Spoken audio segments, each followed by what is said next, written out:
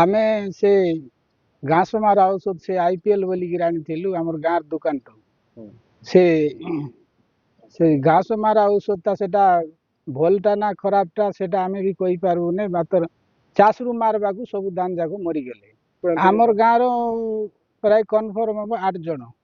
8 ଜଣ ଭିତରେ ପାଖାପାଖି ଗୋଟେ 15 ଏକର ଜାଗା ହବ। ତ ସେତିକି ଜାଗା ଭିତରେ ଯଦି ଏ ଚାଷ ଯଦି ନକ୍ସାନ ହେଇଯିବ ବୋଲେ ଚାଷ ଗୋଟେ ଆମର ଗୋଟେ ମେରୁଦଣ୍ଡ। ସେ ଚାଷ ଯଦି ଆମକୁ ଅସୁବିଧା ହେଇଯିବ ବୋଲେ ଆମେ କେମିତି କରି ବଞ୍ଚିବୁ?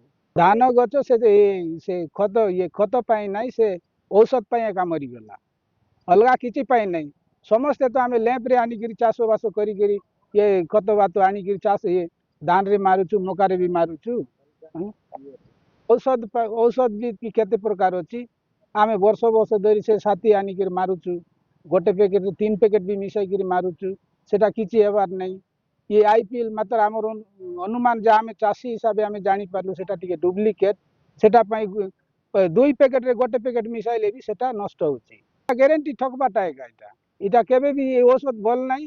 ଏଟା ଚାଷୀକୁ ମରାଇବା ପାଇଁ ଏକା। ଏଇଟା ଚାଷୀକୁ ଅସୁବିଧା ହେବ। ତାପରେ ଚାଷ ହେଉଛି ଆମର ଗୋଟେ ମେରୁଦଣ୍ଡ।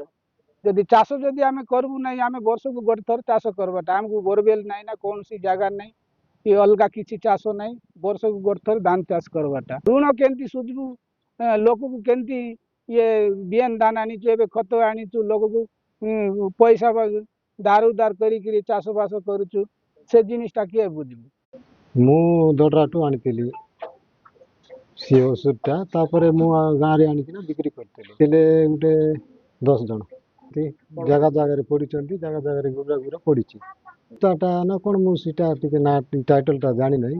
ରାଜେଶ ମୁଁ ମଗାଇଥିଲି ବିକ୍ରି କରିବା ପାଇଁ ଘାସମାରା ବୋଲିକିନା। ଜମିରେ ବି ଯାଇଥିଲୁ, ଚେକ୍ ଫେକ୍ କଲୁ। ତାପରେ ଆହୁରି ଗୋଟେ ଥର ଔଷଧଟା ମିଶା ହେଲା, ତାପରେ ବି ଚେକ୍ କରାହେଲା, ସେ ଧାନଟା ମରିନାହିଁ। ଜଣାଇଲୁ ସମସ୍ତେ ଯାଇକିରି ଆସିଥିଲେ, ତାଙ୍କେ ବି ଯେଉଁ ଔଷଧ ବାଲା ବି ଆସିଥିଲେ, ଯେଉଁ କମ୍ପାନୀ ବାଲା, ତାର ସହିତ ଏଇଠି ଔଷଧଟା ମିଶା ହେଲା।